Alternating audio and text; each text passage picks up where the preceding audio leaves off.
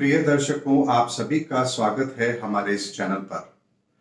दर्शकों, 2020 का साल हम सबके लिए बहुत ही खराब रहा है। ऐसे में हम उस पुरानी यादों को भूल करके आगे बढ़ना चाहते हैं और 2021 का साल, मैं यहां पर कैलेंडर ईयर की बात नहीं कर रहा हूं, मैं यहां पर हमारे पंचांग की बात कर रहा हूं। 13 अप्रैल 2021 को शुक्ल पक्ष प्रतिपदा यानी चैत्र माह की शुक्ल पक्ष प्रतिपदा से हमारा नववर्ष आरंभ होगा और वो तिथि रहेगी, जिस दिन वो तिथि होगी वो 13 अप्रैल 2021 है। यानी कि हमारा नया साल 13 अप्रैल 2021 को मनाया जाएगा और ये विक्रम संवत्सर 2077 की समाप्ति होगी और नया विक्रम संवत्सर 2078 आरंभ होगा, जिसका नाम है आनंद संवत्सर। यानी जैसा अपने नाम से ही ये अपने आप को बता रहा है कि ये आनंद संवत्सर बहुत ही शुभ रहने वाला है। क्यों रहने वाला है, इसके बारे में मैं डिटेल में आपको आज इस वीडियो में जरूर बताऊंगा। दर्शकों, सबसे पहले तो चैत्र माह का शुक्ल पक्ष प्रतिपदा तिथि जो होती है वो हमारा नववर्ष होता है, ये आप सब जानते हैं। और उसकी शुरुआत भी 13 अप्रैल को हो रही है, यानी कि 13 अप्रैल 2021 को इसकी शुरुआत हो रही है। आनंद संवत्सर ये रहेगा और विक्रम संवत 2078 ये कहलाएगा। और इसके साथ ही एक और बड़ी घटना यहां पर हो रही है कि यहां पर 14 अप्रैल को सूर्य भी मेष राशि में प्रवेश करेंगे।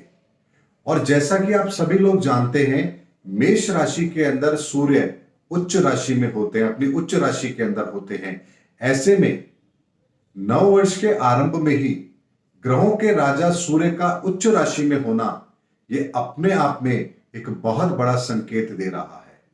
यानी कि सूर्य का उच्च राशि में प्रवेश और वर्ष का आरंभ, ऐसे में ये जो 2078 का संवत्सर है जिसका नाम आनंद संवत्सर है, ये हम सबके लिए बहुत बड़े सुनहरे मौके लेकर आने वाला है। क्या वो मौके होंगे, ये मैं आपको इस वीडियो में आज जरूर बता रहा हूं। दर्शकों, ये जो वर्ष होगा ये तरक्की के लिए जाना जाएगा, नए इनोवेशन आइडियाज के लिए जाना जाएगा, नए यहां पर आपको पैरामीटर बनते हुए दिखाई देंगे। लोगों के जिंदगी के अंदर एक नई सोच का संचार होते हुए आप देखेंगे और इसके अंदर राजनीतिक उठापटक भी बहुत होगी, क्योंकि सूर्य यहां पर शासन व्यवस्था को भी रिप्रेजेंट करता है। ऐसे में एक उन्नत किस्म की शासन व्यवस्था पूरे विश्व के अंदर बने और खास तौर पर भारत में भी उसकी व्यवस्था लागू हो, ऐसे योग यहां पर इस वर्ष में बन रहे हैं।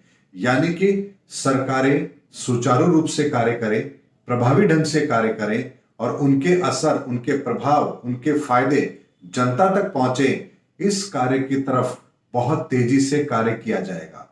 यानी कि ये 2021 का वर्ष यानी कि आनंद संवत्सर विक्रम संवत 2078 जनता को समर्पित है।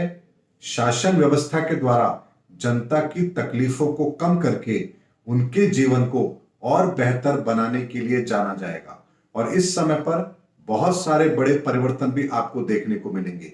यानी कि राजकीय, शासकीय बड़े निर्णय आपको यहां होते हुए नजर आएंगे। ऐसे निर्णय जो कि किसी राजा के द्वारा बहुत ही विषम परिस्थितियों में लिए जाएं और वो निर्णय लेना यहां पर जनता के हित में हो, लेकिन वो कठोर भी हो, ऐसी संभावनाएं यहां पर बनेगी। क्योंकि सूर्य इस बार इसी तरह का प्रभावी असर हमें जरूर दिखाएगा। दर्शकों, उसके साथ ही ये पूरा वर्ष तरक्की के लिए जाना जाएगा, प्रगति के लिए जाना जाएगा, नई शासन व्यवस्था के लिए जाना जाएगा। और इस साल में यहां पर जो लोग भी अपने आप को अभी तक अनैतिक कार्यों से जोड़ करके रखे हुए हैं, यानी कि अभी भी उनके मन में ये बात है, क्या हो जाएगा, बेईमानी करेंगे तो, रिश्वत लेंगे तो क्या होगा, हम तो ऐसे ही हैं, ऐसे ही रहेंगे, दुनिया ऐसे ही चलती है। यदि ये सोच लेकर के कोई व्यक्ति अब तक चल रहा है तो फिर उसे अब इस साल में कोई मौका यहां बचने का नहीं मिलने वाला है। क्योंकि सूर्य का उच्च राशि में होने का मतलब ही ये होता है व्यक्ति को श्रेष्ठ तरीके से न्यायिक व्यवस्था के अंदर रहते हुए उन सभी सुख सुविधाओं का भोग करने को मिले जो वो चाहता है, डिजर्व करता है। और इसी तरह की व्यवस्था यहां पर इस वर्ष में जरूर होगी। ऐसे में ये आनंद संवत्सर हम सबके लिए बहुत खुशियां भी लेकर आने वाला है और निश्चित तौर पर ये साल एक बहुत बड़े परिवर्तन के लिए जाना जाएगा। ये ठीक उसी तरह की परिस्थितियां हैं जैसे तूफान आने के बाद उसके विनाशकारी परिणामों को देखने के बाद एक नए सृजन की नींव रखी जाती है। ये ठीक उसी तरह का साल होगा और इसके अंदर बहुत सारे ऐसे परिवर्तन भी होंगे जिनका आने वाले समय में बहुत बड़ा व्यापक रूप भी आपको देखने को मिलेगा, क्योंकि इसके बाद का जो संवत्सर होगा वो राक्षस संवत्सर है।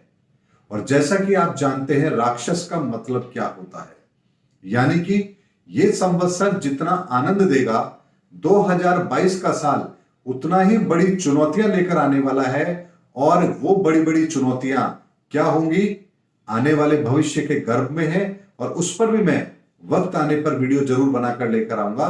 लेकिन अभी वर्तमान के अंदर हमें इस आनंद संवत्सर का पूरा आनंद लेना है।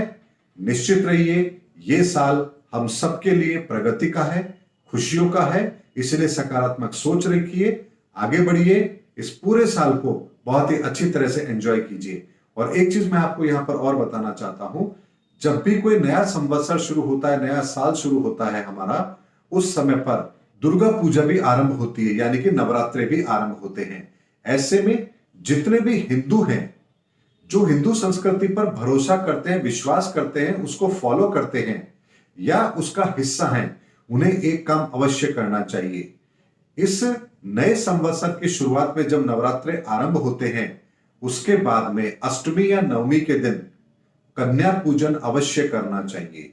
ये एक उपाय हर वर्ग के जातक के लिए एक रामबाण औषधि है। ऐसा करने से हम अपने समस्त ग्रहों के विकारों को दूर करके श्रेष्ठ समय हमें मिले, श्रेष्ठ ग्रहों का फल हमें मिले और हमारे जीवन के अंदर नकारात्मक ग्रहों का प्रभाव शून्य हो, इसको प्रभावी ढंग से अप्लाई करने का काम एकमात्र ये उपाय जरूर कर सकता है।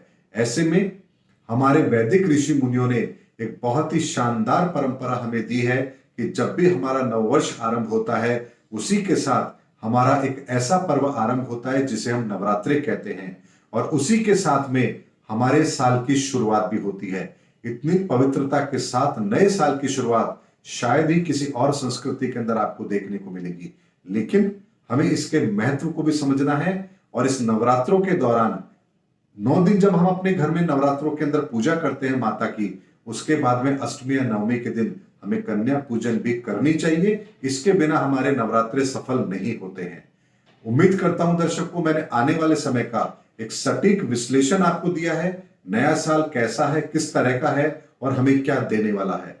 उम्मीद करता हूं मेरा वीडियो आपको जरूर पसंद आया होगा। अगले वीडियो में आपसे फिर मुलाकात होगी, तब तक हमारे चैनल पर बने रहिए। जय हिंद, जय भारत।